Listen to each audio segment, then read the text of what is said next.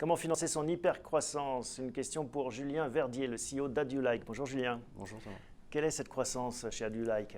Adulike, c'est une société que j'ai cofondée en 2011. La croissance a été à peu près x2 ou x3 tous les ans. Donc on est passé de 0 à 10 millions en très peu de temps. Et ça continue? Ça continue à être en hypercroissance parce qu'on est sur un marché de la publicité en ligne qui est très porteur. Donc on profite de cet engouement de marché et de nos innovations aussi qui sont très porteuses. Bon, si ça continue, vous n'allez pas tarder à aller en bourse, en tout cas c'est ce qu'on vous souhaite. Quel pitch feriez-vous auprès d'investisseurs qui ne connaîtraient pas ce que vous faites?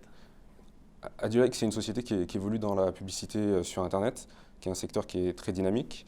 Et donc nous, on propose une nouvelle expérience publicitaire qui s'appelle le Native Advertising, qui en gros permet automatiquement d'intégrer le contenu des marques au sein du contenu éditorial, qui est une expérience publicitaire qui est beaucoup plus appréciée, qui est non intrusive, non interruptive et qui remet un peu l'utilisateur au centre de cet écosystème publicitaire qui parfois peut être compliqué et pas vraiment adapté à ce que l'utilisateur recherche. Donc nous, on a créé une plateforme technologique autour de ça et on résout quand même un problème qui est de faire la publicité que les gens aiment. C'est un peu l'ADN de la société, Adulike. On est allé dans ce sens-là depuis le début. Faire aimer la publicité aux gens pour lui redonner de la valeur. Allez, on prolonge cette fiction financière. Vous entrez en bourse, vous levez de l'argent. Qu'est-ce que vous feriez de ces investissements?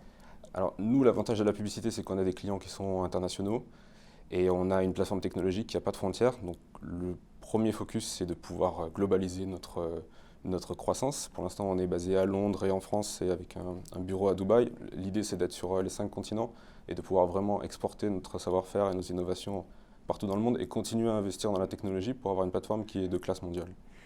Et ça fait peur pour une société comme la vôtre, un jeune CEO comme vous, la bourse, ou au contraire, vous dites je peux être Zuckerberg de la publicité? Ça fait pas peur, c'est plutôt excitant.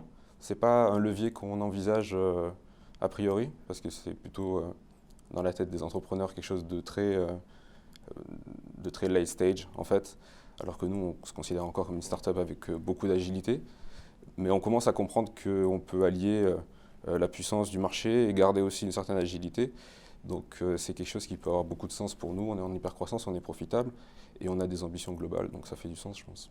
Dernière question Julien, comment est-ce que vous avez financé jusqu'à présent cette hypercroissance? Alors nous, parcours assez classique, un premier tour avec des business angels, Xavier Niel, Jean-Antoine Granjon, où on a levé un amorçage de quelques centaines de milliers d'euros, qui nous a permis de faire nos preuves, notre premier million d'euros de chiffre d'affaires.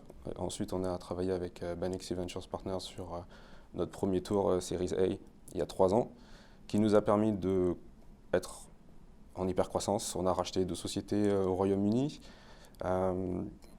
L'idée maintenant, c'est qu'on se finance un petit peu grâce à la BPI et grâce à notre banque, la BNP, qui nous aide à faire des bridges pour accompagner notre croissance et notre trésorerie.